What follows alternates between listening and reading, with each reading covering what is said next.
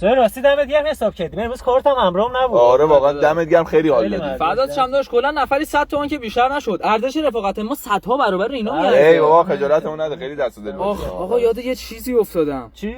امروز تو اخبار داشت میگفت 100 تا زرافه تو آمازون مردن. 100 تا خیلی ها. نه بابا به خاطر گرمایش زمین ها. آره همه حیونا دارن تلف میشن. نداره این کتابا رو بخونم حالم بهتر میشه. چی میخونی؟ داش این کتاب 100 سال تنهاییه. من این کتابو 100 بار تموم کردم. 100 بار دیگه بازم باید بخونم. اینقدر قشنگه این کتاب. کتاب مطالعه ما میشه. آره ما بعد ازش بگیرم اینو. آقا راستی امروز چند شنبه است؟ امروز سه شنبه. سه شنبه؟ بابا امروز تولد 100 سالگی بابا بزرگی نه همه. بابا آقا ان شاءالله مبارکه. 120 سالگی. داش 100 سال عمر کرد. 100 سال خیلیه. آره واقعا آره، زیاده. خدا ان واقعا. شاءالله بیشترش کنه. آقا راستی من گوشیم نیست. اشکان یه زنگ به گوشیم میزنیم ببینم کجاست. آره داداش.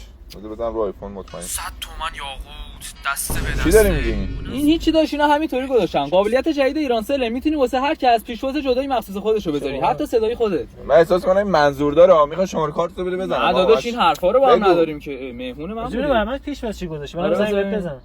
67 این چیه؟ این شماره کارتمه. بابا بیا واسش داداش، داداش بزن. حیثیتمون رو نداریم ما هم که چه کاری مهمون من بودی دیگه. ای بابا.